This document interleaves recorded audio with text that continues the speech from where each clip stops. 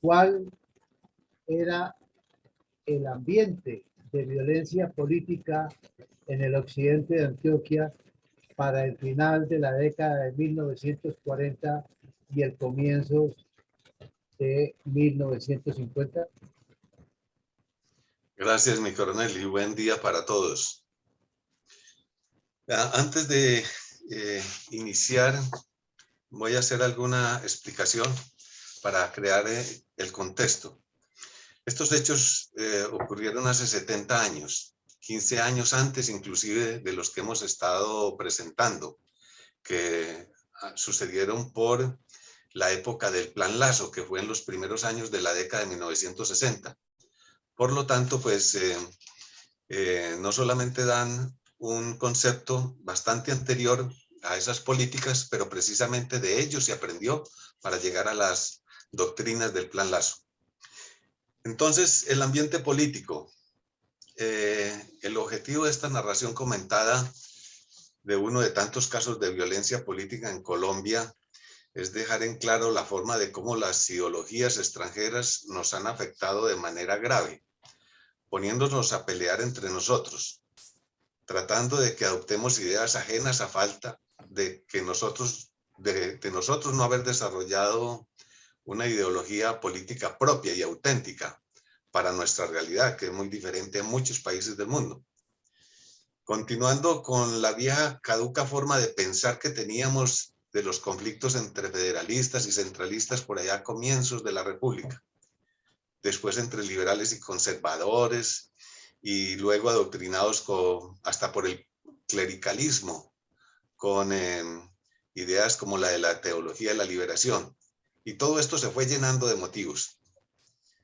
Últimamente estamos entre capitalistas y comunistas, o la mezcla de todo eso. Y de cómo nuestros dirigentes políticos han actuado sin darse cuenta de la forma en que estábamos siendo manipulados, y hasta lo somos todavía, bastante. Y por medio de ellos el pueblo colombiano. Ideas que provenían de otros hemisferios debido al pobre horizonte geopolítico mundial de nuestros líderes partidistas, que se dejaban influenciar fácilmente de ideas provenientes de Rusia, del hemisferio occidental, etcétera, etcétera. Todas con muy buenas intenciones y muy buenas ideas, pero que necesitaban adaptación a nuestra forma de vida. Entonces dispongámonos a confesar la verdad histórica tal cual sucedió con la contribución, como una contribución a los esfuerzos que estamos haciendo de construir un ambiente para climatizar la paz, declarando sin limitaciones tanto los errores de todos los lados como incluidos los militares. Entonces, el tripartidismo ya existía para los años de 1950, porque eso venía desde muy atrás. Pero en esos comienzos era una confrontación más bipartidista entre liberales y conservadores que tripartidistas. Pero el Partido Comunista ya había llegado. Entonces ya estaba creando sus primeros retoños de la lucha tripartidista tan violenta que se presentó después de los 1950 y de la cual hemos narrado muchos sucesos. Esta ideología comunista nos había penetrado con fuerza violenta, no había penetrado con fuerza violenta todavía en la conciencia colectiva, aunque el adoctrinamiento sí venía desde mucho tiempo atrás, ya que el Partido Liberal había sido abordado por el comunismo desde el mismo conflicto de las bananeras en 1928, que fue el primer sindicato agropecuario significativo. Y luego, para los años de 1936, en el tiempo del presidente Alfonso López Pumarejo, donde se crearon los primeros sindicatos obreros también significativos. Muy bien, pero se presentó un fenómeno muy especial. Viejos resquemores. ¿De qué se trata? Resulta que ya existía desde mucho tiempo atrás también una lucha ideológica o resquemores o roces considerables de la Iglesia Católica contra el Partido Liberal. Y en esa confrontación conceptual estaba la Iglesia aliada o al contrario con el conservatismo. Los dos se habían aliado porque existía la hegemonía conservadora de gobierno que venía desde el creador de nuestra Constitución de 1886, del presidente Rafael Núñez. A partir de ahí se unieron, crearon un lazo muy fuerte entre el conservatismo y la Iglesia Católica. Porque en ese tiempo de Rafael Núñez se abordaron los negocios del concordato en forma muy decidida, que fue inclusive pues de mucho interés para el presidente Rafael Núñez porque él necesitaba que le arreglaran unos asuntos personales familiares que provenían de la Iglesia. Y también se estaban regularizando las relaciones diplomáticas con el Vaticano. Que esos trámites y esos procesos continuaron durante un periodo de gobierno conservador. Bueno, no se sabía muy bien si era conservador o liberal porque Rafael Núñez titubeaba entre los dos, pero se le llamó a ese periodo el de la regeneración, que fue el de finales del siglo XIX. Pero después vino la Revolución Rusa de 1917, cuando el comunismo se declaró una ideología atea y la Iglesia se sintió muy afectada porque se iniciaba abiertamente la era donde con esa ideología se negaba la teoría muy antigua y muy fundamentada en las naciones, especialmente de Europa, de que toda autoridad civil provenía de Dios, o sea, de la divinidad, y por ello la Iglesia comenzaba a perder poder si se admitía la idea del comunismo de que eso no era así, y que por eso el comunismo se declaró ateo. Esa teoría era establecida en las viejas monarquías europeas para justificar el uso de la autoridad casi sin límites de los reyes medievales, donde ellos eran el Estado y eran la ley, como lo dijeron, como Luis XIV. Por eso, para la época que trataremos, 1950, para darle un salto ya de una vez de ese antiguo contexto al presente, la Iglesia todavía influía mucho en el pensamiento político de las gentes por varias razones. Una era por el concordato, como ya lo hemos dicho. Y lógicamente detrás de eso entonces la Iglesia tenía resquemores contra los liberales porque las ideas liberales reducían los privilegios eclesiásticos. Y ese era el motivo por el cual se quería actualizar el concordato. Y por ello la Iglesia simpatizaba con el conservatismo, porque el conservatismo pretendía lo contrario. Este partido prefería el concepto del statu quo, de lo tradicional, y donde la Iglesia era demasiado favorecida, de tal manera que si la Iglesia favorecía o se ponía de lado de las ideas liberales, entonces perdía privilegios. Bien, otro motivo de resquemores era el ateísmo comunista, como ya lo dijimos. Por ser el liberalismo tolerante con el comunismo, entonces se pensaba que el comunismo, que los liberales se declaraban anticlericales y ateos también, como ya lo dijimos. Y que posiblemente el liberalismo era partidario de algunas actitudes, no tanto en ideas, sino en actitudes como por ejemplo la de ser muy revolucionarios, contestatarios, rebeldes y adictos a la protesta, que era una de las características que tenía el liberalismo. Y que por supuesto con esos conceptos fue que se fraguó la Revolución Rusa. Entonces, adicionalmente y ahí de reflejo, se pensaba que por esa proximidad el liberalismo haría lo mismo en Colombia, se declararía ateo, cosa que lógicamente, como ya dijimos, la Iglesia no simpatizaba. Pues una de las cosas era que se recordaba la hecatombe de la Guerra de los 1000 días, que es otro episodio que simplemente lo mencionamos, pero se consideraba pues como una guerra entre liberales y conservadores, como están ahí en la parte de arriba de la ayuda, que se enfrentaron abiertamente en una guerra que duró 1000 días. Y entonces, que el liberalismo debería ser lo mismo que el comunismo y que iba a crear otra hecatombe como la Guerra de los 1000 días. pues el pueblo que no era muy ilustrado asociaba inclusive hasta el color de la bandera del Partido Liberal que vemos ahí al lado izquierdo roja, un rojo granate más bien, con un rojo vivo del comunismo a la derecha. Entonces, para las personas era hasta normal pensar que liberalismo y comunismo era lo mismo, porque si hasta los partidos y el color se parecían, entonces las ideas debían ser exactamente lo mismo. Así era de sencillo la manera elemental y como pensaban nuestros ancestros. Pero eso no era una verdad completa, pues había muchos liberales que eran religiosos y adeptos a los principios cristianos, tanto como los mismos conservadores, en especial sin ser negacionistas de la obediencia y sumisión irrestricta a la iglesia, y por supuesto menos a la religión.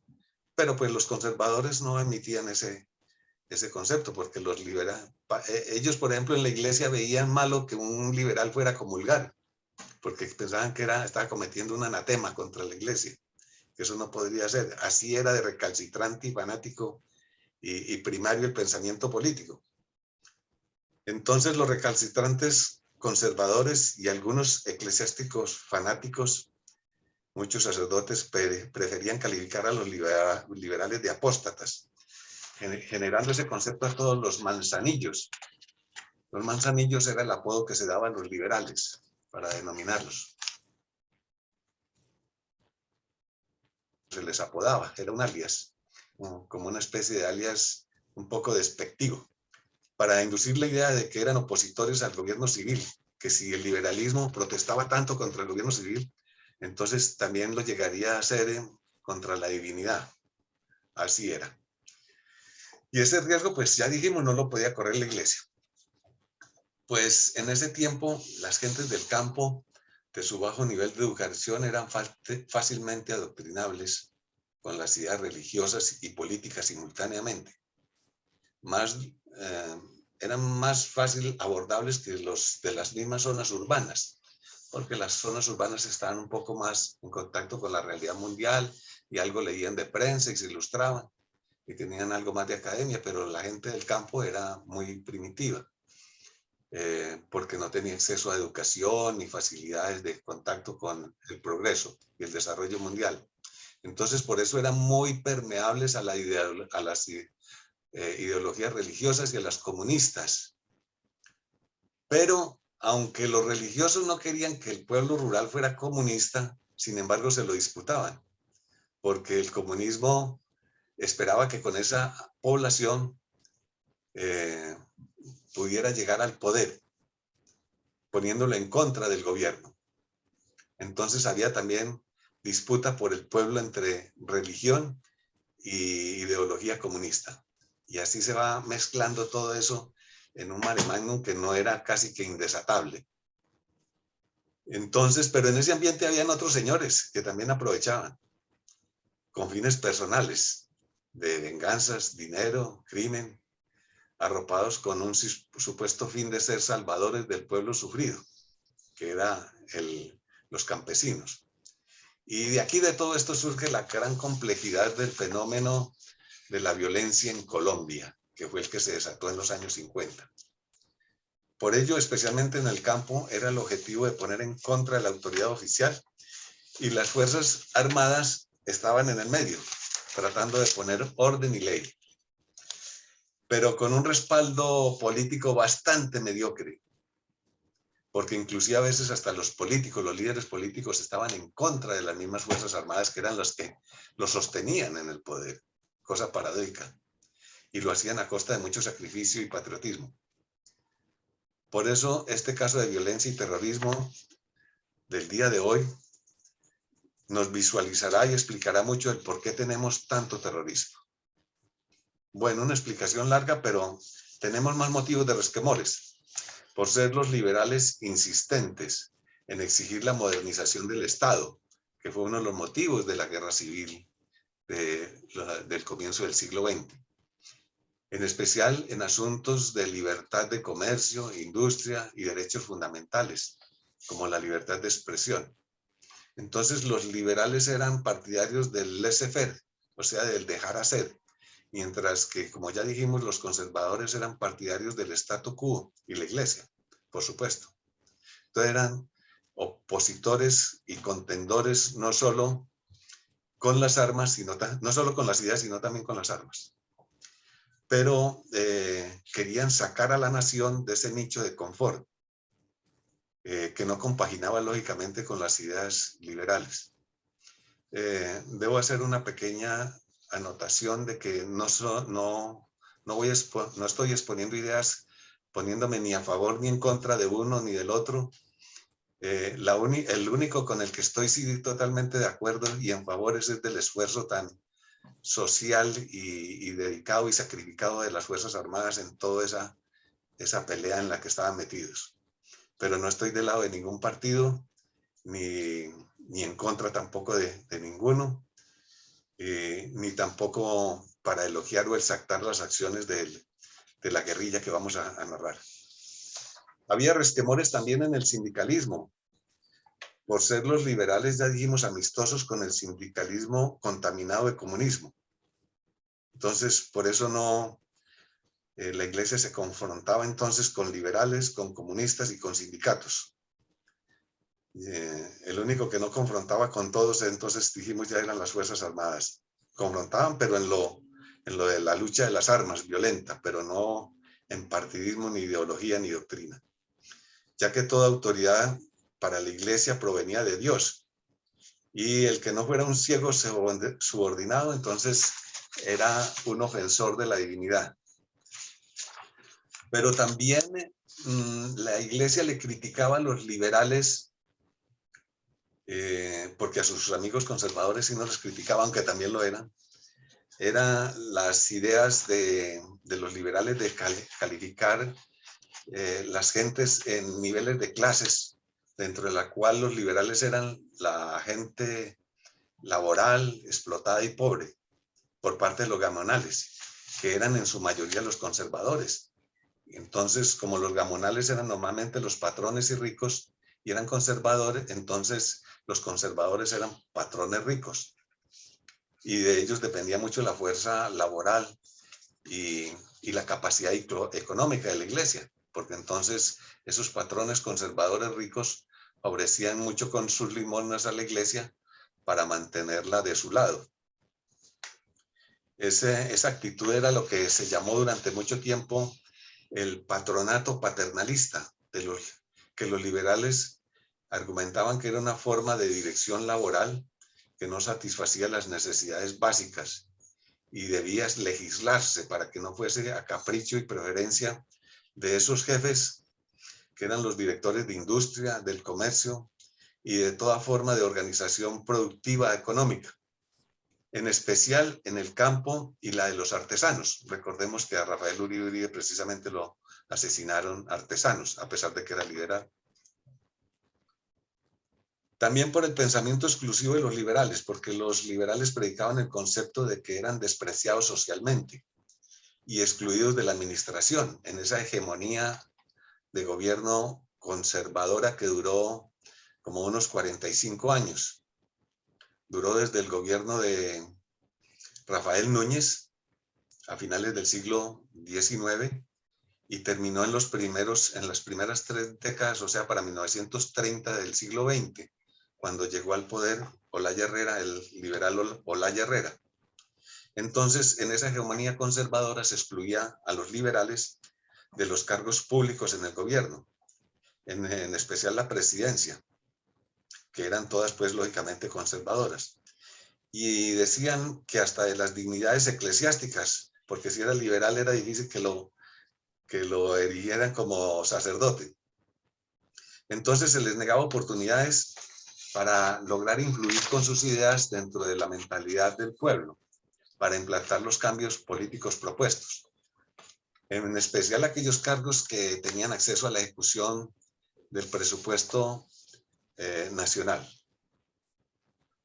Entonces, acabamos de explicar que se infundían conceptos de clases y la exclusión de los liberales. Pero entonces llegó en ese ambiente político la chispa del incendio.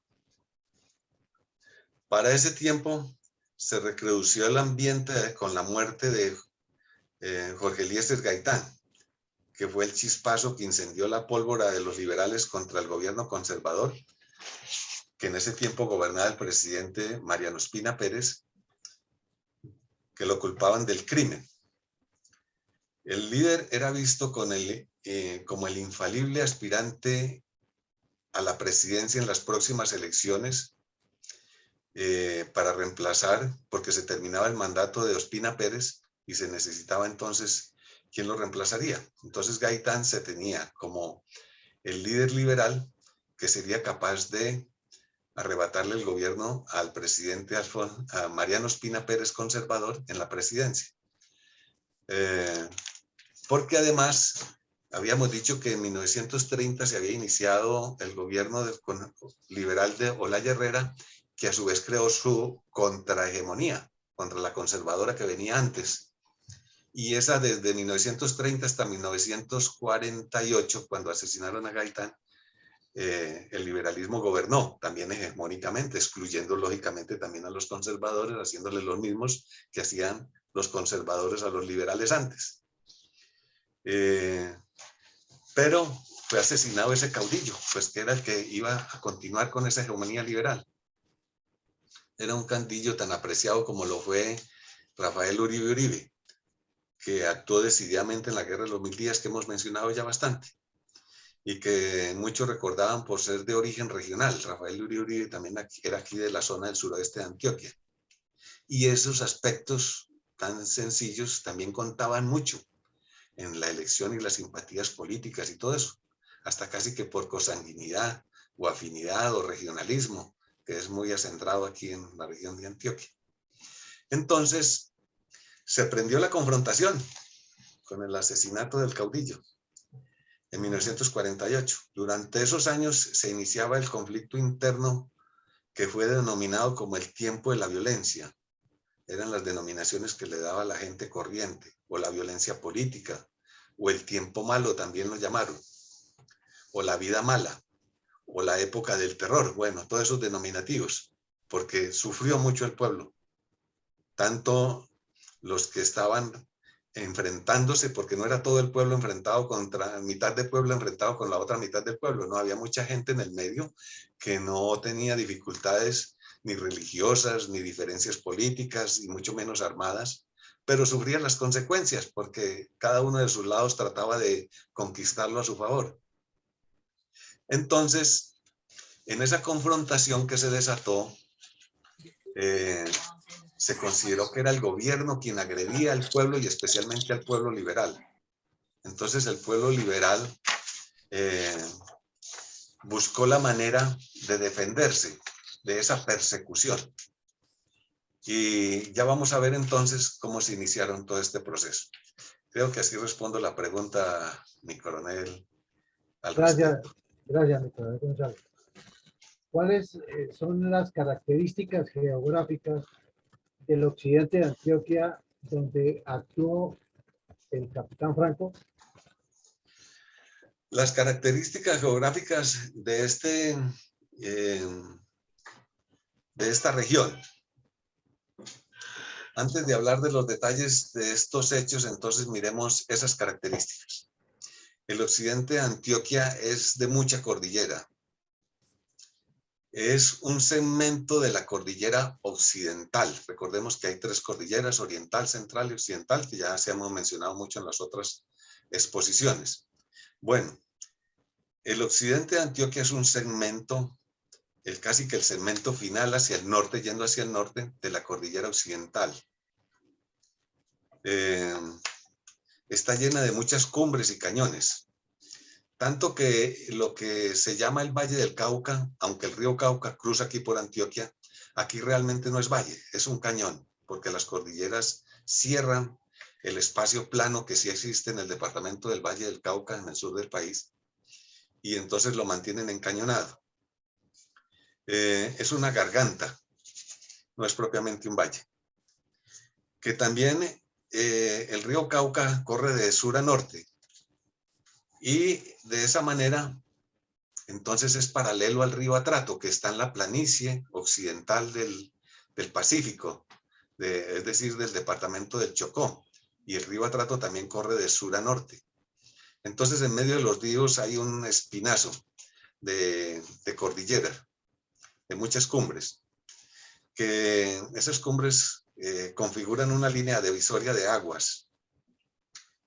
Podemos ver aquí en el mapa,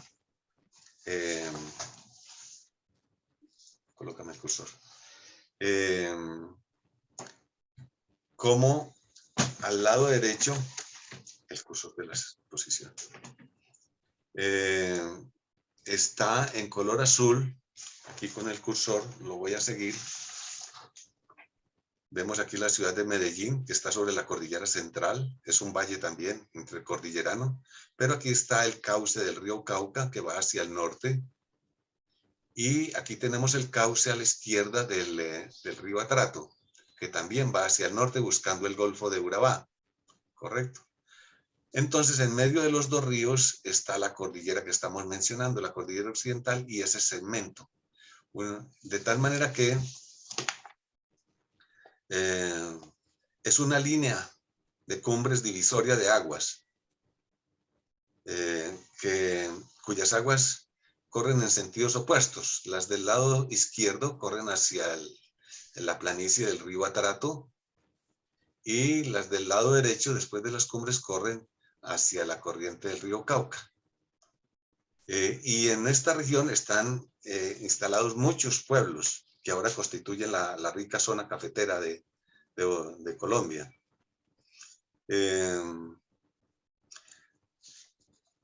En este sector, entonces, están los límites, extremos en verde, el departamento, los límites políticos del departamento de Antioquia, que es toda esta región verde, y la otra que no está coloreada, el departamento del Chocó, que es la separación política entre los dos departamentos o estados, como se llama en muchos países. ¿Cómo es la cubierta del terreno de esta región? Es de un clima templado, donde el municipio de Urrao, del cual vamos a hablar mucho, que es este, está en un pequeño valle cordillerano, pero está a una altura de 1800 metros sobre el nivel del mar, y por eso su temperatura es muy agradable, de un promedio de 23 grados centígrados.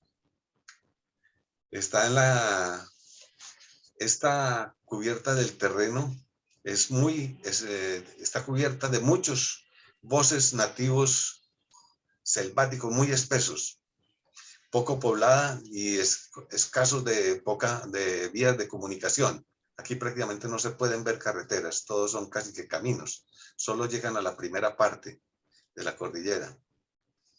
Y los ríos que bajan por esta vertiente no son navegables, porque como todo es tan montañoso, entonces no hay posibilidad de navegación, pero es muy rica en vegetación y especialmente en maderas preciosas, bastante exóticas y muy valiosas, que se han explotado inclusive en forma exagerada, como lo mencionado mi coronel Villamarín, en la región del Pato, pero ya en la región del Huila.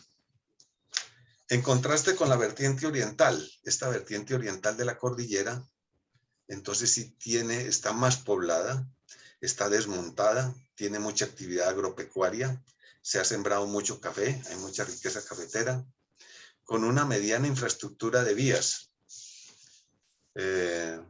que comunican hacia el centro y hacia el norte, hacia la región de Urabá para salir al Atlántico, y hacia el sur, lógicamente, de la región. En la topografía hay pequeños valles de montaña, siendo de ellos el mayor el de Urrao, como lo acabamos de mencionar. Y en él se encuentran tres ríos importantes que vamos a tener en cuenta, que son el río Pavón, el San José y el Penderisco, que al juntarse crean este río que se llama el Murrí. Los tres ríos se juntan aquí en el valle y forman uno solo que se llama el Murrí, y baja al río Atrato para salir a un pequeño puerto fluvial muy antiguo del tiempo de los españoles, que se llama Vigía del Fuerte. Se llama Vigía del Fuerte porque ahí todavía existe un fuerte español antiguo que controlaba el camino de los españoles, porque muchos ingresaron por el río Atrato, llegaban hasta acá, y para poder entrar a esta rica región y hacer su conquista, entonces venían por un camino que se llamaba el de los españoles hasta la ciudad de Santa Fe de Antioquia, que está aquí sobre el río Cauca.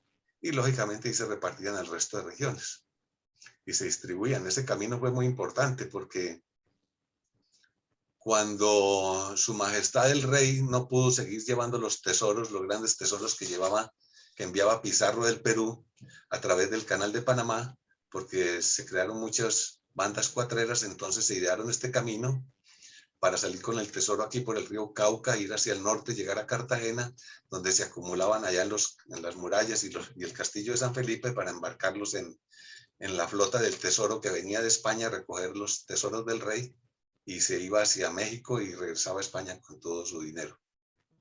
Entonces, pero ese después se convirtió en el camino de los contrabandistas, porque ya en la época moderna entonces utilizaron ese viejo camino para ingresar contrabando. Entonces, esa condición topográfica creó un ambiente en la población muy peculiar, porque la gente vivía muy aislada, y eso parece haber generado un fuerte sentido de autonomía, de autosuficiencia, que los hacía indiferentes a las autoridades centrales de Santa Fe de Bogotá y de las grandes ciudades pues, que existían ya. Entonces los convirtió en un pensamiento de casi que de república independiente. El concepto de república independiente no existía todavía, eso lo creo fue Álvaro Gómez muchos años después, en sus discursos en el Senado. Pero en la práctica era real, era casi que una república independiente, y ellos tenían que autoabastecerse y sobrevivir casi que de forma totalmente autónoma. Y esos son precisamente los pensamientos y las condiciones sociales, psicosociales, que suscitan la creación de repúblicas independientes, y por ello sentido y deseos de ser autónomos y lógicamente adictos al federalismo. Muy bien. Entonces, los liberales que estaban siendo perseguidos, volvemos a la idea, entonces dijeron, no, tenemos que defendernos. Para eso, vamos a crear en el occidente de Antioquia tres regiones de guerrilla, de insurgencia, para protegernos de las autoridades conservadoras que nos están persiguiendo, porque les robaban fincas, asesinaban a liberales, les hacían hostilidad psicológica permanente, asaltaban las caravanas de los comerciantes que llevaban sus mercancías, bueno, todo lo que se puede hacer de violencia. Entonces, los liberales que vivían en las zonas urbanas decidieron irse muchos tenían fincas en el campo, entonces decidieron irse a sus fincas, y lógicamente allá también en el campo vivían muchos liberales, se asociaron con esos señores que fueron a vivir allá, y crearon una zona liberal para enfrentarse con los conservadores, aliados con la iglesia y aliados con la policía y con el gobierno, con el alcalde y las autoridades políticas contra ellos. Esa región, aquí podemos ver una vieja foto, bastante antigua, es una aerofotografía tomada manualmente de lo antigua que es, porque allá comenzaron a llegar pequeños avioncitos y se construyeron un pequeño aeropuerto. Entonces, eso los obligó entonces a crear lo que decíamos una autosuficiencia local, porque ellos habían perdido la esperanza debido al olvido nacional y mucho rechazo contra la agresión política. Entonces crearon tres secciones en esta región del occidente colombiano de focos guerrilleros. Uno de ellos fue el del río Pavón. Esa foto que veíamos anteriormente, podemos ver allá en el fondo un pequeño río, no se alcanza a ver bien, pero corre en esa dirección. Es el río precisamente Murrí, que les narraba anteriormente. Pero ese río, les había dicho que se formaba, que está el río Murrí, la parte alta de la fotografía, se formaba con la conjunción, se formaba, pues se forma todavía, con la conjunción de tres ríos. Este grande que está aquí en la parte intermedia de la foto es el río Pavón. El que le sigue, ese otro microvalle, es el río Penderisco. Y el otro es el San José. Y al juntarse en este sitio crean el río Murrí. Todo esto es el Valle de Urrao, pero tiene estos tres pequeños valles denominados por el mismo nombre de cada uno de sus ríos. Este sí es una región semiplana. En el primer grupo, el capitán Franco, se asentó en esta región del río Pavón. Pero más adelante, cuando ya el río llega al municipio, al casco urbano de Urrao, que está más adelante, entonces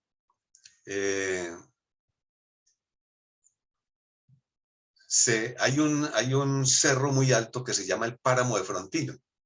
Y en ese sector se creó el segundo foco de guerrilla.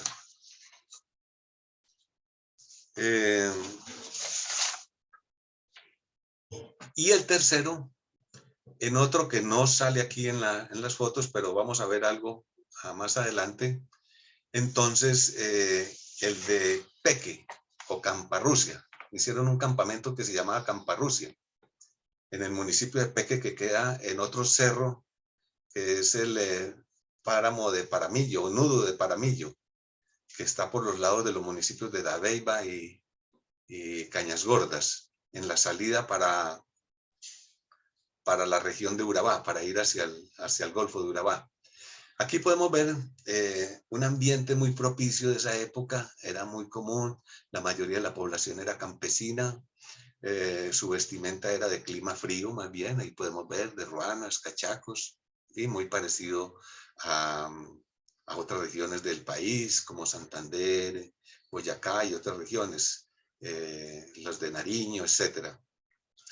Se reunían en la plaza pública los domingos, llegaban los campesinos de las fincas a comprar sus víveres que se vendían en los toldos, que ahí podemos ver las lonas de los toldos de los comerciantes.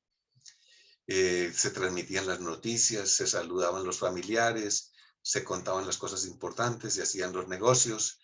En esta misma plaza, que es la plaza central, la única, y el parque central del pueblo, se hacían las ferias de ganado, en fin, los actos cívicos, las corridas de toros, etcétera, etcétera. Entonces era un ambiente muy, muy campestre, muy campesino. Aquí vemos ya unas fotos modernas, donde se puede ver, al fondo se pueden ver los tres ríos, que ya los vemos en dirección inversa. Sí, está el río Murrí, o Penderisco también le dicen, que corre buscando el Atrato hacia el occidente. Podemos ver lo bonito del valle, lo plano, el casco urbano, su pequeño aeropuerto construido a pico y pala en los años 35 y 40, pero ahora ya es pavimentado y grande. Muy bien, una zona desarrollada, una región muy apacible, capaz de autosostenimiento, muy buena para la vida tranquila. Pero estas ideologías comunistas, liberales y confrontaciones y religión los volvió unos bárbaros. Bueno, o nos volvió, porque tengo que decir que mis abuelos y bisabuelos participaron en ese pequeño bochinche local. Porque mi abuela cosía uniformes para la cuadrilla de Branco. Pero eso ya es personal. Bueno, entonces aquí vemos el casco urbano, también ya más moderno, y es una región muy bonita para ir, y es fácil ir porque se puede ir en avión y todo. Allá al fondo se ve el páramo de Frontino, no está muy lejos, ¿sí? Que es un cerro muy alto, muy elevado. Y existía el segundo campamento, y más atrás, que no se alcanza a ver, está el del nudo de Paramillo. Muy bien. Así le respondo a su pregunta, mi coronel.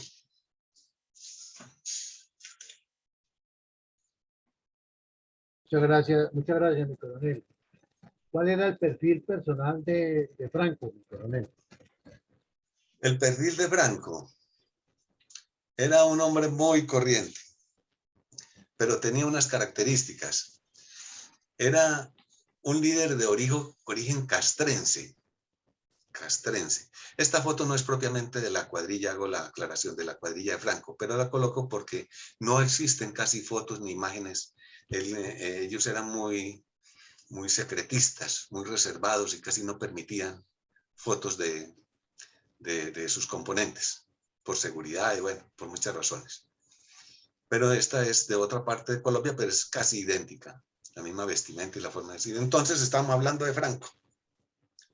Era un líder con formación castrense. ¿Por qué razón? Porque fue sargento del ejército y llegó incluso, como de acuerdo en esos procedimientos de la época, llegó a ser capitán. Capitán, título militar que le sirvió después de alias Capitán Franco, o también se le denominaba el Mocho Franco, porque le faltaba una mano. Era un hombre de inestabilidad constante en el servicio, tenía muchas diferencias con sus colegas, porque los acusaba de ineficientes y corruptos. Él era muy moralista y que no cumplían con los deberes con su institución. Eso lo llevó a ser considerado por sus superiores un hombre difícil y poco cooperador. Fue destituido varias veces, pero fue reintegrado porque hacía pleitos jurídicos y se los ganaba. Entonces lo iban paulatinamente reintegrando. Pero no era muy bien tenido en las filas por ese espíritu, pues, poco sumiso. Entonces, finalmente, en el último retiro, después de varios, decidió vincularse a la policía y se vinculó como sargento de la policía. Se hizo funcionario policial y fue enviado al municipio de Betania, otro de los municipios del suroeste de Antioquia, del occidente de Antioquia. Y un día se negó con sus subalternos a perseguir y torturar liberales, como lo exigían los alcaldes conservadores de esa época en esos pueblos. Entonces, no solo porque él era liberal, porque en ese tiempo se podía, muchos militares clandestinamente declaraban su partido, pero eso era prohibido. Pero muchos policías sí abiertamente lo hacían, porque estaba muy politizada la policía. Entonces, no solo porque él era liberal, sino también porque no consideraba que era inapropiado perseguir a los conservadores, simplemente porque era inapropiado perseguir a liberales y que a él no lo podían usar como policía para perseguir a liberales. ¿Correcto? Entonces, el alcalde lo asedió a él y a su familia haciendo disparos y haciendo demostraciones de fuerza para tratar. Entonces le tocó huir, pero fugarse. Y, lógicamente, fue despedido por ser liberal del servicio de la policía, que era pues de servicio oficial conservador, del gobierno conservador. Pero comenzó actividades en el directorio liberal de Medellín. Y en aproximándose las elecciones, ya precisamente las que iban a reemplazar a Mariano Ospina Pérez, las fuerzas conservadoras de Medellín, apoyadas con el directorio conservador y en conjunción con policías, y parece que hasta algunos militares, asaltaron una noche que había una reunión, el directorio liberal ahí de la ciudad de Medellín, y capturaron a la gente para, primero, amedrentar que los liberales no fueran a las urnas a votar por miedo. Y segundo, a los detenidos para que no tuvieran oportunidad de votar porque estaban en la cárcel, porque había potestad por suspensión de las garantías constitucionales de tenerlos detenidos durante 30 días, cuando era por motivos supuestamente de desorden público, pero no había desorden, sino simplemente una reunión de partidarios políticos en la dirección local liberal. Muy bien, entonces él salió golpeado, fue detenido y cuando salió de la cárcel decidió partir al exilio voluntario y se fue a la región de Pavón, allá precisamente en el municipio de Urrao, para promover ya la lucha armada.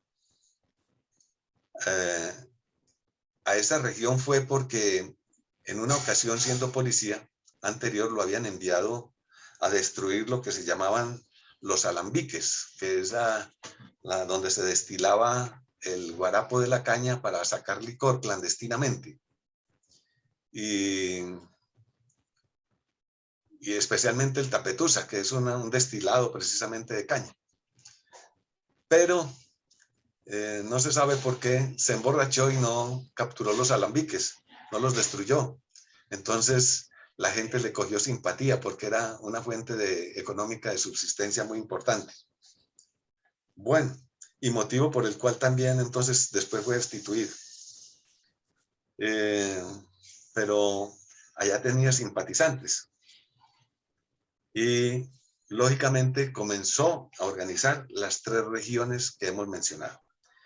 Ese era el perfil personal de Franco, antes, lógicamente, de iniciar todas sus acciones ya guerrilleras. Esa es la respuesta, mi coronel. Gracias, mi coronel. ¿Cómo organizó y ejecutó la violencia, alias Capitán Franco? Pues precisamente empleó todos sus conocimientos y sus habilidades porque era una persona inteligente y un poco ilustrada pues para la época de que había adquirido en el servicio militar y en la policía también. Entonces, como había comenzado la persecución que ya dijimos de los liberales por las cuadrillas patrocinadas por los gamonales conservadores y por los comerciantes conservadores y las autoridades oficiales conservadoras del municipio, y la policía que estaba muy politizada, ya dijimos. Entonces, tomó las gentes que habían emigrado y pidió más migración, que más liberales emigraran allá a las regiones de los valles de estos ríos y a los 3 núcleos de guerrilla mencionados. Entonces usó sus conocimientos adquiridos en la vida militar y se asoció con los dueños de fincas que mantenían disponibles fuerzas no concentradas, pero tampoco demasiado dispersas, que eran sus propios trabajadores. Pero él conocía la cantidad de hombres, armas y la localización. Y estos trabajadores, lógicamente, eran habitantes permanentes y conocedores de los caminos, las casas, las regiones y los recursos de toda índole. Pero se mimetizaban como trabajadores corrientes con sus familias y de por sí, esos eran sus trabajos agropecuarios. Pero cuando eran convocados entonces, por acuerdo de Franco con los hacendados, reunía una fuerza similar a la que vemos ahí en la fotografía, ya con armas. Pero ellos en su vida corriente se ayudaban mucho con las cosechas, o sea, para sembrar. Eran muy cooperativistas, sin tener conceptos, pues, ni ilustración cooperativista. Se ayudaban mucho en el transporte de la producción, de las cosechas.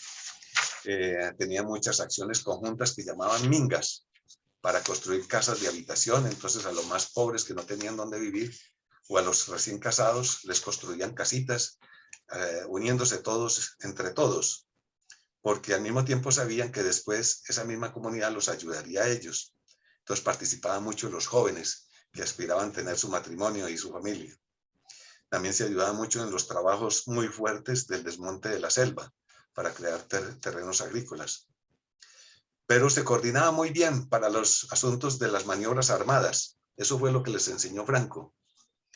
Les enseñó a crear un sistema de comunicaciones artesanales de muchas formas. Mi coronel Villamarín ya los ha mencionado algunas veces, con ruidos, silbidos, cachos, bueno, cornetas, informantes, etcétera, etcétera. Y sabía muy bien interpretar entonces el lenguaje y las señales para qué se pretendía y a dónde se requería cuando eran convocados. Entonces crearon una fuerza, lógicamente, que era enemiga entonces de más que todo de las autoridades urbanas. Tenían planes preestablecidos. Franco comenzó a enseñarles todo eso, con lugares de ubicación, maniobra, repliegue, puntos de reunión. Y después de las operaciones, pues imitaban la vida de gentes dedicadas a la agricultura, dando la impresión de parecer personas inofensivas y hasta partidarias de las patrullas policiales que recorrían el campo buscando bandoleros, como decían ellos, porque a esos trabajadores liberales y cuadrillas liberales los llamaban los bandoleros. Y de esa forma entonces respondían contra con guerra irregular de emboscadas, asaltos furtivos, momentáneos y mucha dispersión contra las patrullas. Tenían una doctrina elemental, cosas muy sencillitas, pero algo tenían. Tenían unas reglas simples de criterio general, pero que eran infalibles y de alta exigencia, como el de no abusar de la violencia indiscriminada, algo muy difícil, ¿sí? Pero aprovechaban los combates, digamos, que se organizaban oficialmente entre ellos para cobrar venganzas personales también. Y habían también cuatreros de ganado y robaban y asaltaban, hacían saqueo a las casas de los finqueros conservadores que todavía lograban subsistir y creían pues que no les iba a pasar nada, pero subsistían ahí en medio de tantos cuadrillas liberales. Cometían lógicamente asesinatos a pesar de tener esa doctrina, especialmente en forma selectiva. Atacaban a las patrullas del ejército, no atacaban a las patrullas del ejército, al que consideraban el portador de la ley nacional legítima. Ellos odiaban especialmente a la policía y a los conservadores. Cuando iban patrullas del ejército puras solas, evadían el combate. Los dejaban pasar y no había ningún inconveniente. Inclusive a veces hasta fingían que se permitiera capturar a algunos de sus compañeros, ¿sí? Pero con la esperanza de que después pudieran ser liberados. Odiaban sobre todo a la policía irregular o la policía civil que se llamaban los chulavitas. Pero si estas patrullas eran conjuntas, porque a veces la formaban patrullas por personal de ejército, personal policía y chulavitas y colaboradores conservadores armados, entonces no tenían otra alternativa que combatir y tuvieron a veces que combatir contra personal del ejército o componentes de esas patrullas, porque ya la necesidad era pues inevitable. Así fue como se conformó entonces, mi coronel, la organización de esta cuadrilla y cómo fue que organizó Franco esa fuerza. Gracias, mi coronel.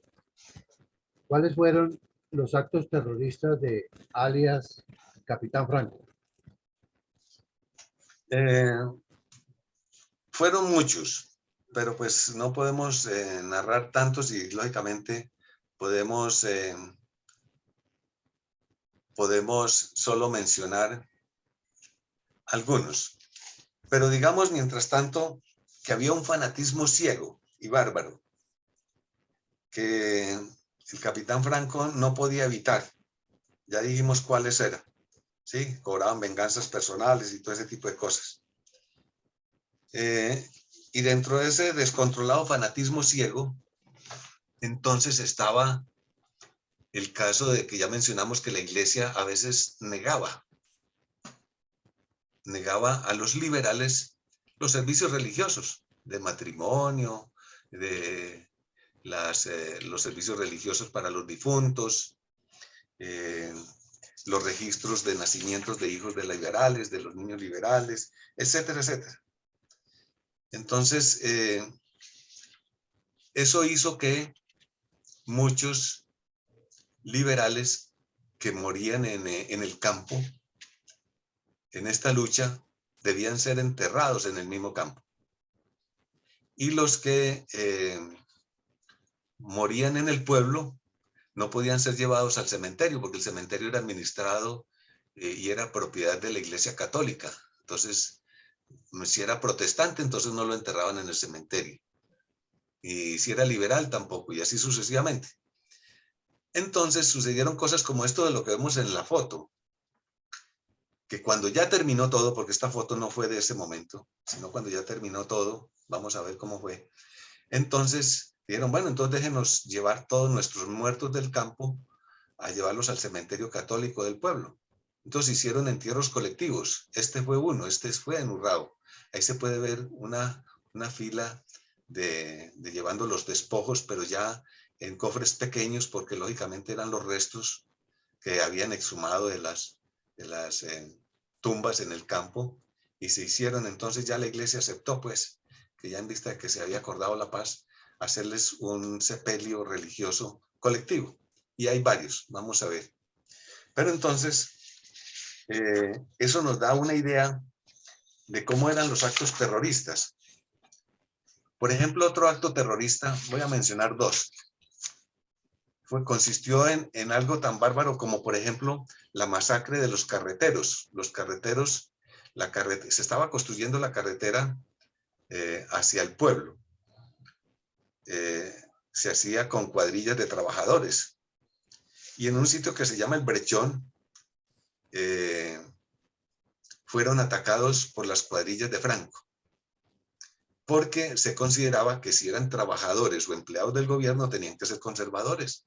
Entonces había que matar conservadores, y crearon una masacre como de unas 30 personas, no, perdón, de 16 personas, pero muchos salieron heridos, que lograron fugarse, y se cree que pueden haber muerto después hasta 32. Entonces, sin preguntar de qué partido era ni nada de eso, por el solo hecho de ser trabajador, un jornalero del gobierno, era conservador, y a todos los conservadores había que matarlos. Esa fue una de las cosas que hizo las cuadrillas de Franco. Otra fue en un sitio que se llama El Brechón, que es la carretera, en la mitad de la carretera entre un pueblo que se llama Betulia y Concordia, dos pueblos.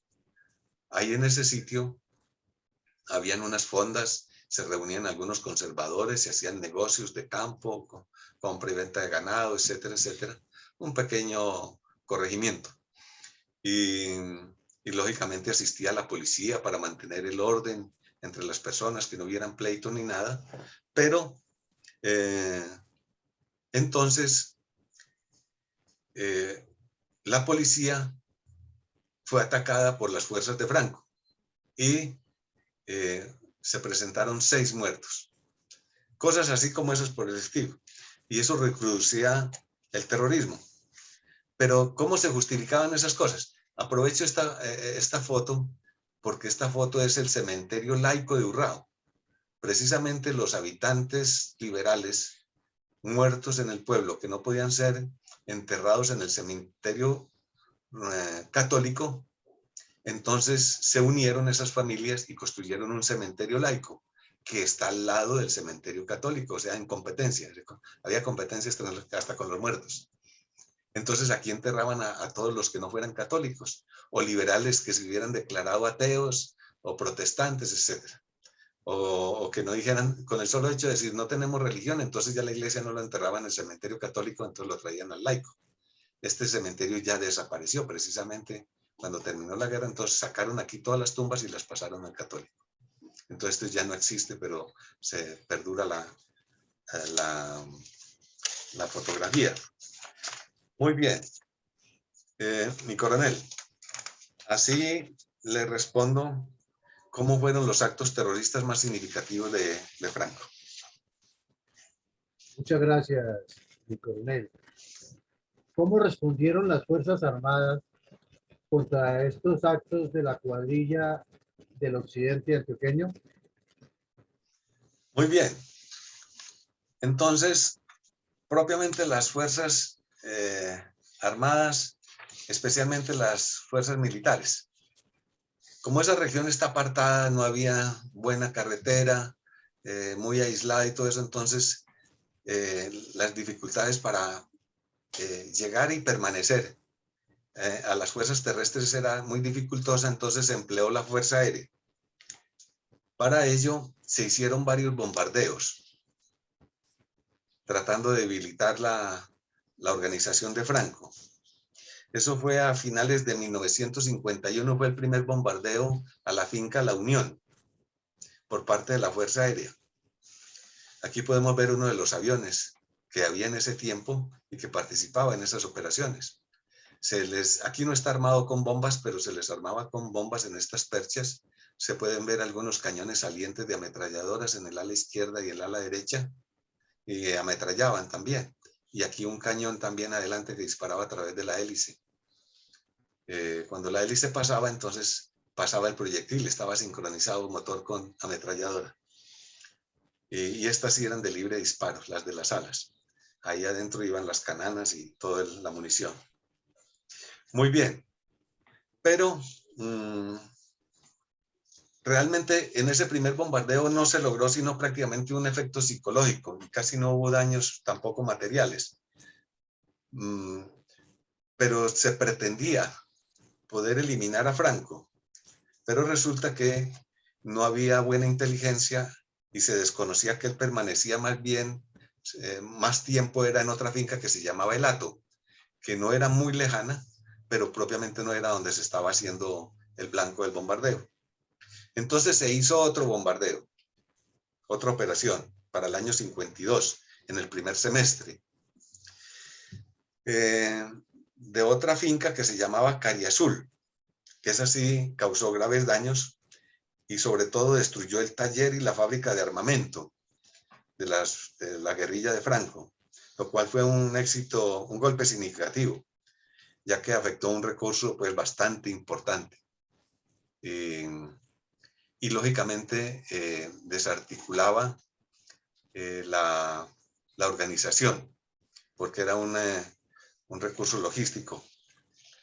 Después, ya había mencionado el bombardeo de Camparrusia, había mencionado el campamento, sí, que lo llamaban Camparrusia, en Pequi, ya eso es más lejano, está en el nudo de Paramillo, pero pertenecía a las fuerzas de Franco, porque Franco tenía organizadas todas las guerrillas del occidente de Antioquia en toda esa cordillera, llegando casi hasta los primeros municipios de la región de Urabá y yendo hacia el sur, recordando el mapa, a las que estaban casi que en el límite con el departamento de Caldas. Entonces dominaba todo ese espinazo de la cordillera.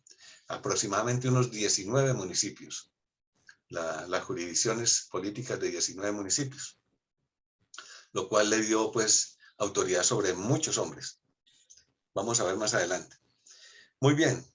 Este bombardeo a Camparrusia fue muy desestimulante de la fuerza guerrillera y hubo que reorganizar otra vez todo, volver a rehacer todo.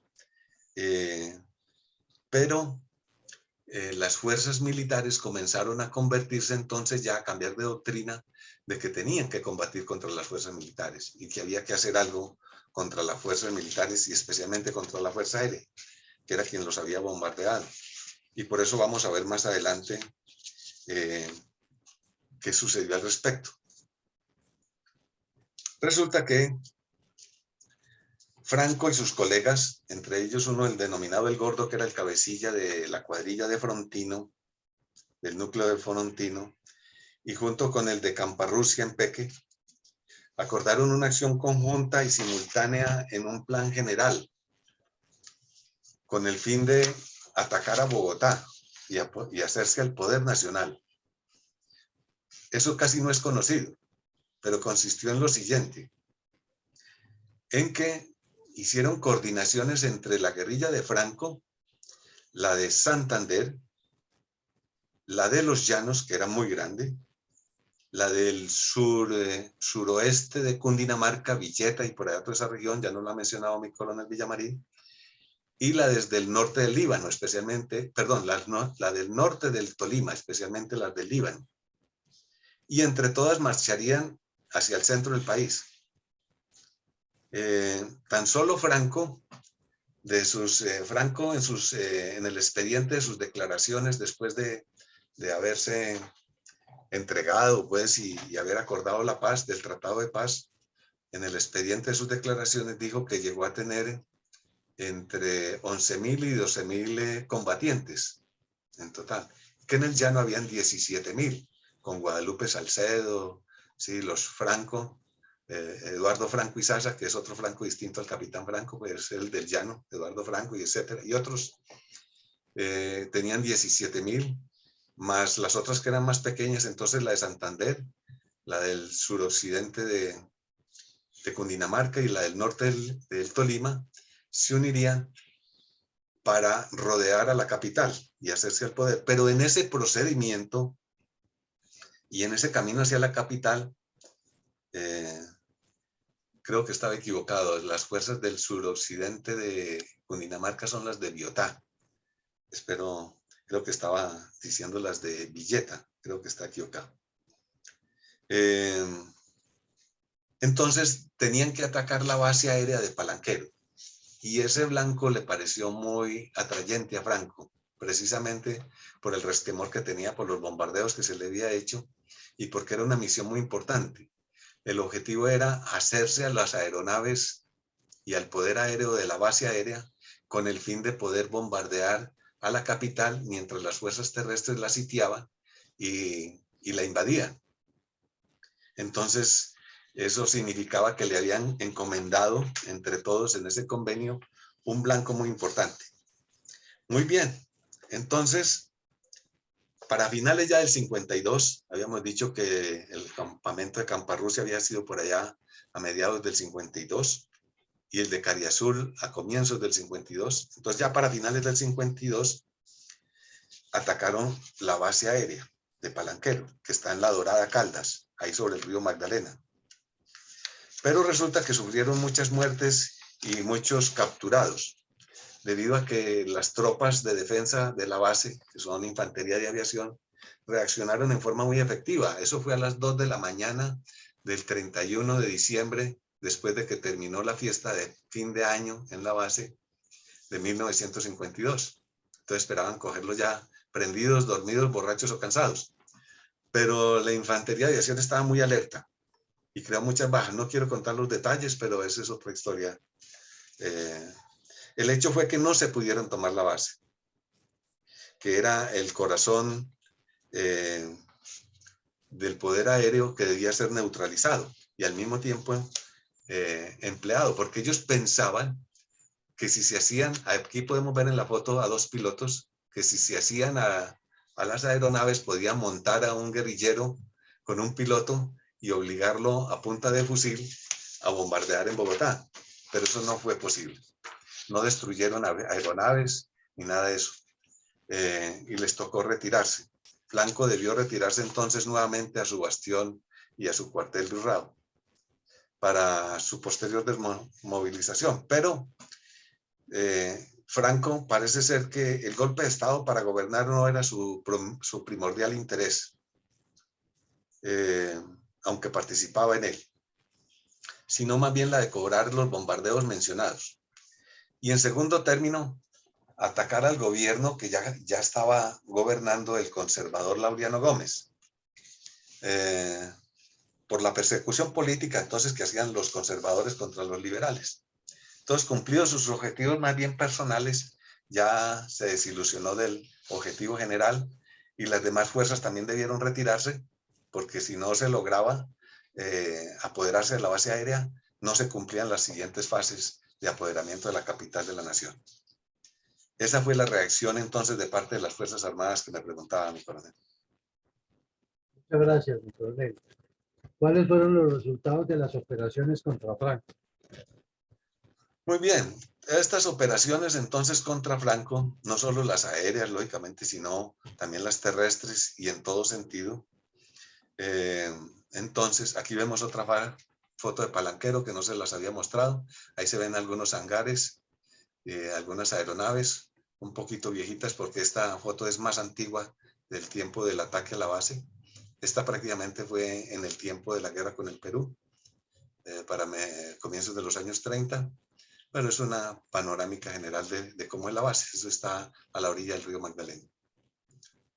Los ataques frustrados ya lo mencionamos. Entonces, el primer resultado fue la negociación. Franco se vio obligado a negociar.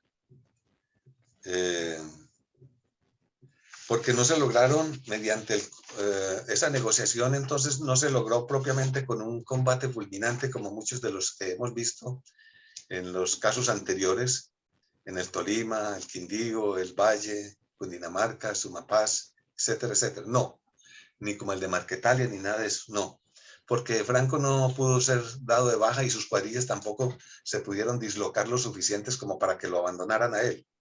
Entonces, se pensó más bien en la negociación y le dieron la oportunidad de negociar. Lógicamente que esa negociación vino aquí con mi general Rojas Pinilla, que lo vemos aquí en la foto, con su hija y mi general, no sé cuál era en ese momento, comandante de las fuerzas militares. Entonces, dale la oportunidad de negociar. Y esa negociación la dio la amnistía de mi general Rojas Pinilla, cuando él asumió el poder. Porque en ese tiempo no existía la ideología del Plan Lazo, que fue ya para los comienzos, la primera mitad de la década de 1960. Y tampoco se hablaba mucho de las necesidades de acciones combinadas de tipo militar. Eso se vino a hablar más bien después de la Guerra de Corea. Pero estos hechos fueron antes de la Guerra de Corea, casi inmediatamente en la Guerra de Corea. Creo que Corea comenzó a participar Colombia comenzó a participar en la Guerra de Corea precisamente en el año 52, que se envió el primer contingente, creo que fue. Entonces no existía mucho el concepto de la acción cívico-militar, porque fueron conceptos posteriores. Pero sin embargo, sí, se dio la oportunidad de una amnistía y a los que se quisieran acogerse. Pero ese ataque a la base de Palanquero puso en evidencia de que realmente las cosas se estaban poniendo bastante difíciles para la nación, y esa intención de apoderarse de la capital. Ya estaban casi llegando a conformar ejércitos regulares, aunque no eran muy conocidos como tales, simplemente como cuadrillas de bandoleros por ahí más bien dispersos. Se parecería que se dedicaban a robar ganado y a matar a los dueños para robarles las fincas.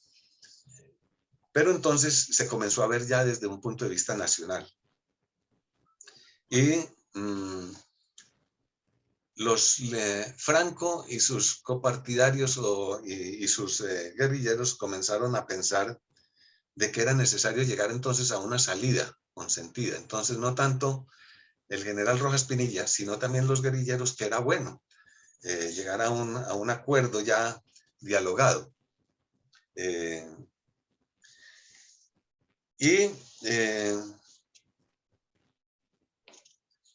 Que no se lograría tampoco llegar al poder por un golpe de Estado. Y también ayudó mucho el consentimiento de la Iglesia, que era, como decíamos, muy recalcitrante, y uno de sus principales líderes era mi Monseñor Willes, el obispo de Santa Rosa de Osos. Entonces la llegada del general Rojas Pinilla como una fuerza neutral se consideró muy favorable. También había un sentimiento de agotamiento del pueblo, cansado ya con tanta guerra y que no se lograba nada. Y lógicamente la amnistía militar resultaba un gran alivio. Sufrimientos. El mismo Franco declaró que hubiera podido pelear 10 años más y que tenía capacidad para ello, pero que no hubieran tumbado el gobierno. Y se habrían mantenido mucho las dificultades, entonces que era mejor pensar de otra manera. Pero el proceso de desmovilización, que era parte de la amnistía, tuvo algunas dificultades, como por ejemplo el hecho de que en una de las conversaciones en que el capitán Franco fue a hablar pues se reunieron en una finca para acordar pues cómo sería la desmovilización, el capitán, que era el alcalde militar en ese momento de Urrao, consideró una oportunidad muy grande para crear prestigio profesional y reconocimiento, capturar a Franco, e intentó capturarlo en medio de su cuadrilla de guardaespaldas. Entonces se armó una balacera. El capitán salió herido en una pierna y hubo que evacuarlo a Medellín, y varios guerrilleros murieron. Entonces, pero de todas maneras se logró el acuerdo, la entrega de armas, la desmovilización de las fuerzas, y el capitán Franco fue recluido en el batallón Girardot, que está aquí en la ciudad de Medellín, que es uno de los batallones legendarios de la gesta desde el Libertador. Estuvo también en la cárcel de La Ladera, que es la cárcel civil aquí de Medellín. Luego en La Picota en Bogotá, y finalmente estuvo en Tunja hasta 1957, cuando recuperó la libertad. Porque él no se pudo acoger a la amnistía porque la amnistía prohibía, la ley de amnistía prohibía que favoreciera a quienes hubieran pertenecido a las fuerzas militares y se hubieran desertado como él. Después se resocializó y se convirtió en detective del Estado. Aceptó ese cargo sencillo porque había salido pobre. Él nunca se enriqueció, ni con robo de fincas, ni ganado, ni nada de eso. Nunca actuó en forma, pues, bandoleril, aunque algunos de sus seguidores sí lo hicieron, por supuesto. Entonces, el gobernador de Antioquia en 1959 lo envió a una misión al río Sinú a ver si convencía a unas guerrillas que todavía no se habían acogido a la amnistía en el río San Jorge, para que firmaran la paz. Pero allá tuvo un conflicto con sus compañeros, a los cuales acusó de haberse robado unos viáticos que les dieron para esa misión, y parece que lo asesinaron. Entonces falleció, y así le explico, mi coronel, cómo fue el proceso entonces de entrega en forma muy general.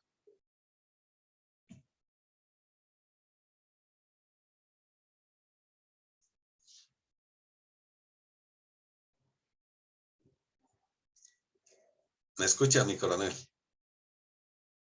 Sí, sí, mi coronel, qué pena.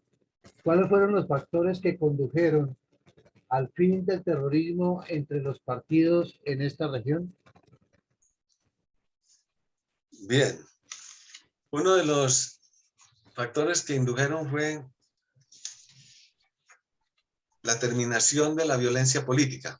Voy a hacerlo más resumido para no alargar ya, porque ya está larga la charla y la explicación.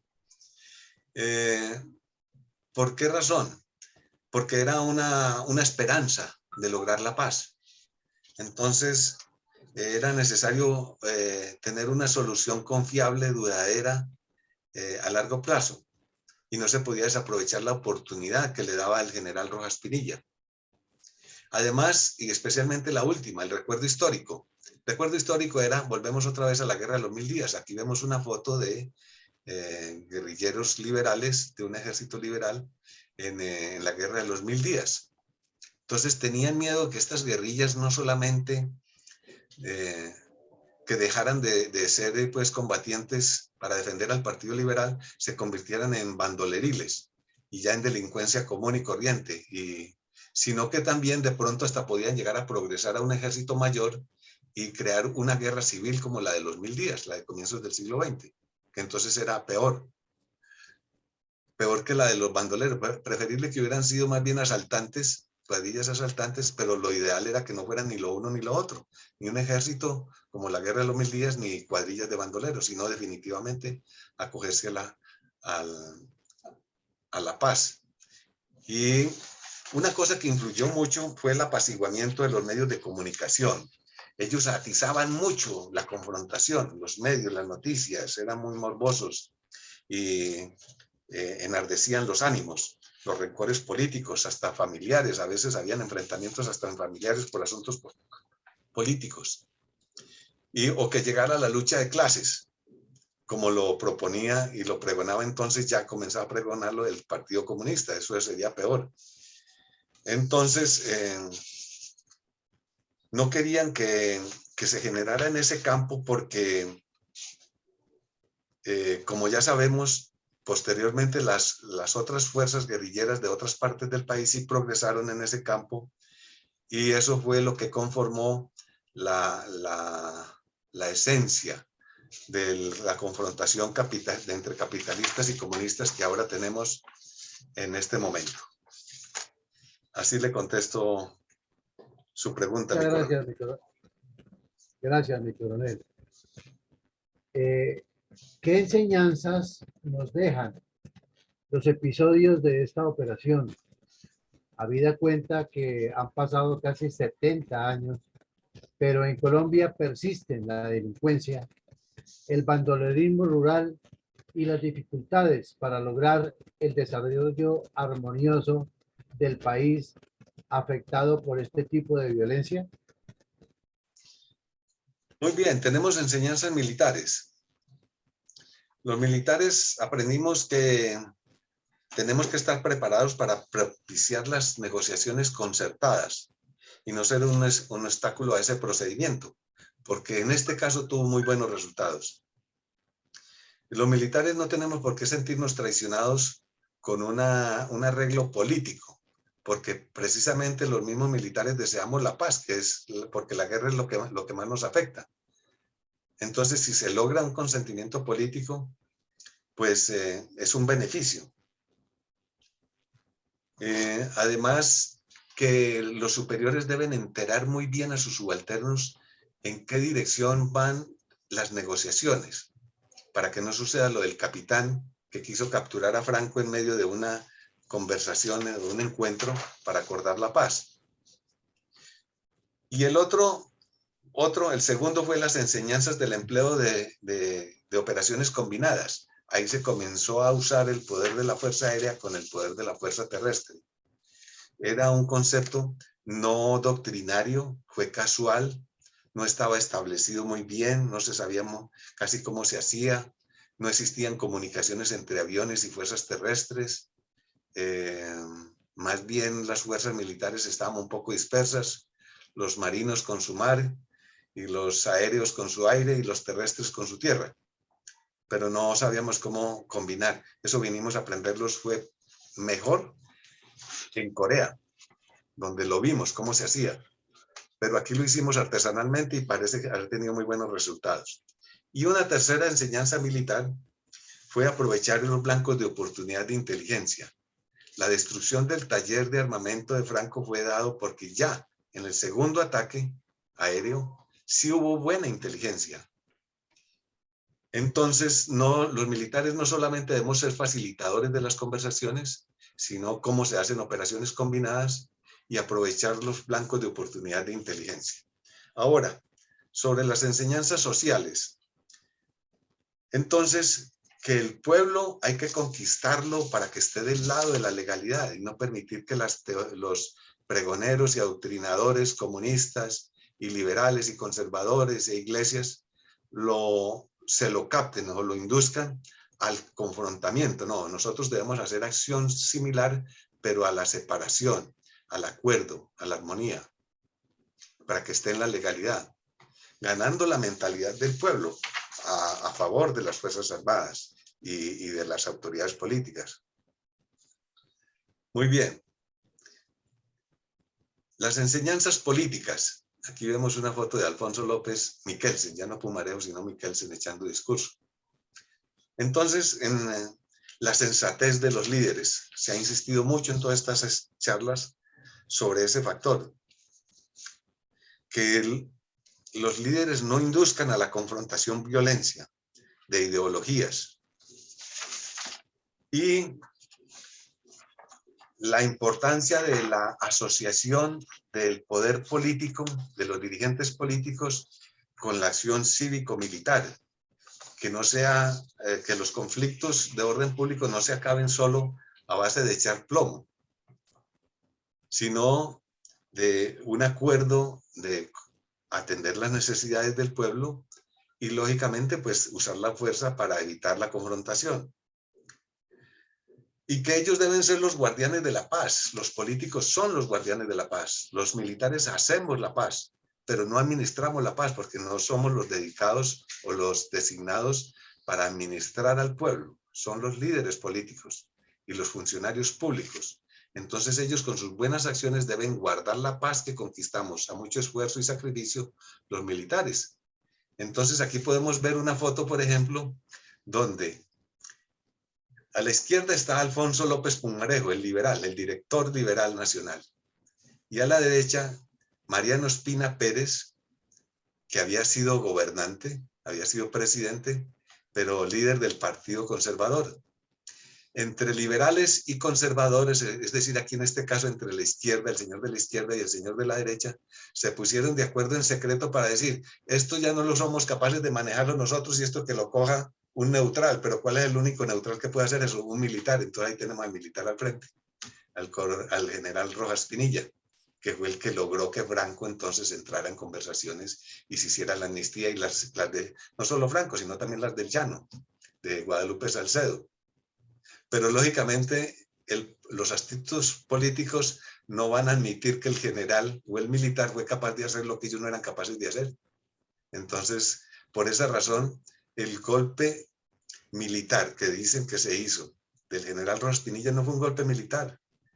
Fue precisamente ellos dos que le pidieron que tomara las riendas del mandato del pueblo. Es decir, fue un golpe, pero por consentimiento, un golpe de doctrina, de ideología, como así se le llamó. Pero lógicamente eso no se desea que quede muy en evidencia. Muy bien. Geopolíticamente entonces se demostró que la nación no tiene zonas vedadas como la de Urrao, porque hasta allá puede llegar la fuerza entonces tanto terrestre como aérea. Y se comenzó a generar riqueza y convivencia. Esa zona se hizo muy rica actualmente, es muy rica, se genera mucho café. Estas regiones producen más de 2 millones de sacos de café al año y comenzó el progreso. Entonces, que cuando hay entendimiento geopolítico, hay riqueza y convivencia. Enseñanzas morales. Entonces, el deber moral de los líderes.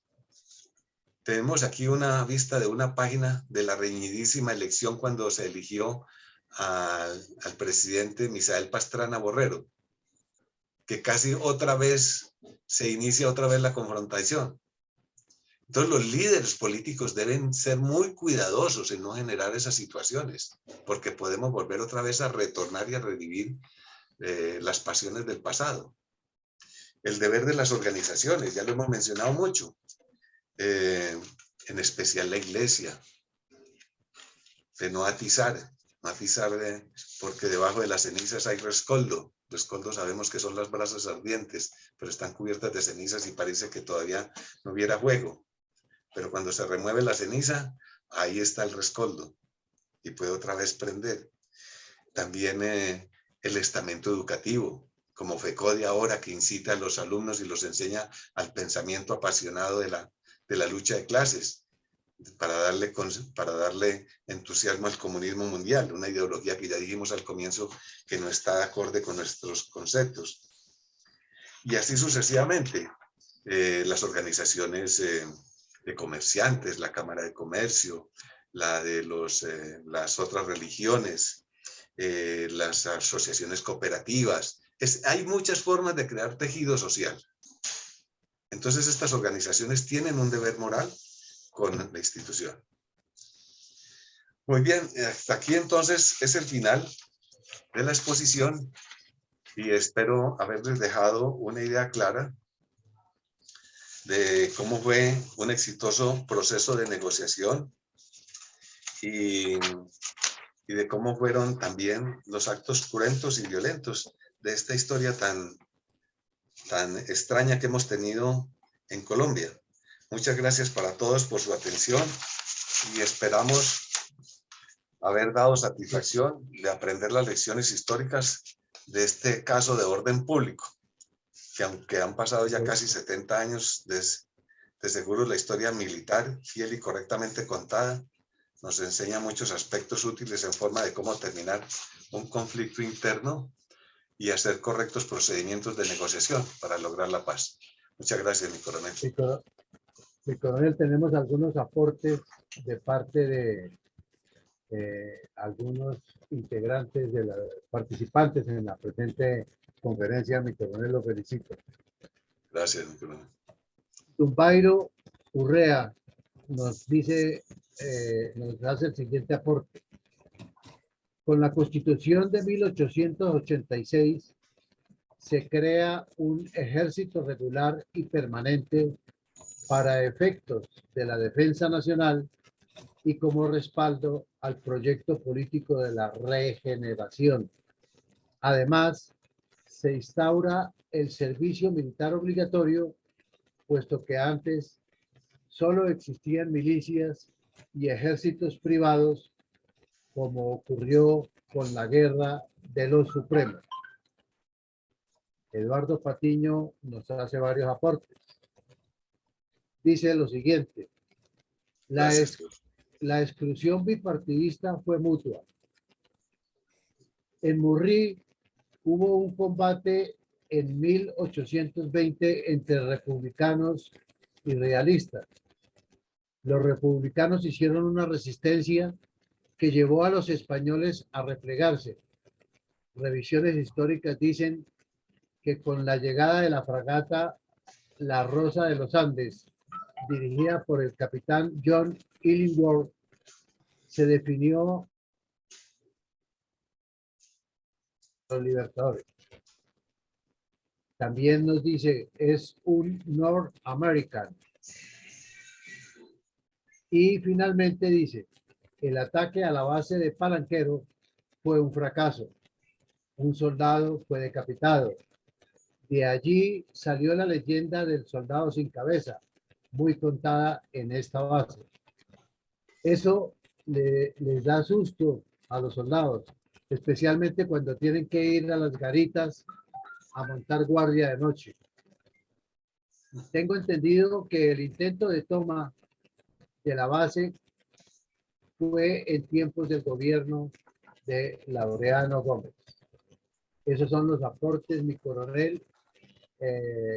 González, no sé si tenga alguna cuestión que responderle a ellos. No, simplemente, no, en esa región no solamente está ese combate histórico de los 1800, ha habido muchos. Está, por ejemplo, también hubo otro grande en la hacienda del Aguacate, que todavía existe, en el municipio de limítrofe, hoy cercano de Betulia, por parte del ejército de Rafael Uribe Uribe, en la guerra de los 1000 días. Y así sucesivamente. Y está ahí más reciente, lógicamente, el combate de Dabeiba, donde murieron, se sacrificaron muchos de nuestros soldados, no hace muchos años tampoco, hace muy poco. Y así sucesivamente. Ha sido una región, pues, convulsiva. Pero este es un caso muy específico, el de Franco, de cómo se llegó a un buen acuerdo después de una confrontación, porque ya tener más de 10.000 hombres era ya un ejército significativo. Gracias, mi coronel. Después de las conclusiones del día de hoy sobre el terrorismo de los grupos armados, el perverso adoctrinamiento y el reclutamiento socialista, adelantado con engaño de menores, hagamos un breve corte con nuestro video institucional, seguido de las palabras finales y la invitación del señor presidente de la Fundación para el día lunes a otro nuevo episodio. Invitados a sintonizarnos nuevamente el lunes 7 de febrero a las 7:30 horas, cuando trataremos un nuevo tema de análisis e interés general y particular.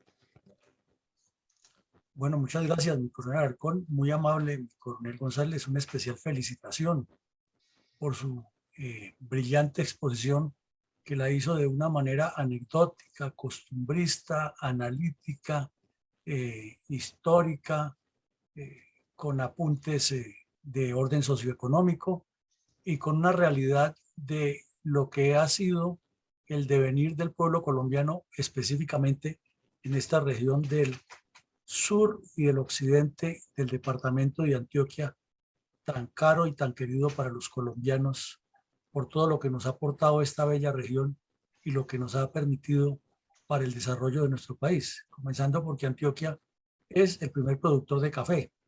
Se piensa usualmente que es el viejo Caldas, pero es Antioquia el primer productor de café del país, y tiene además un amplio bagaje de empuje, de desarrollo, de implementación de la empresa, de ímpetu creativo que se materializa en las hidroeléctricas, en sus carreteras, en la laboriosidad de sus gentes. Es mucho lo que tiene Antioquia de positivo, pero infortunadamente también a la par o al par de su desarrollo socioeconómico se han presentado fenómenos como este, en los cuales una vez más queda graficada la historia colombiana, en que se yuxtaponen geografía, historia, violencias, conflictos, intereses políticos.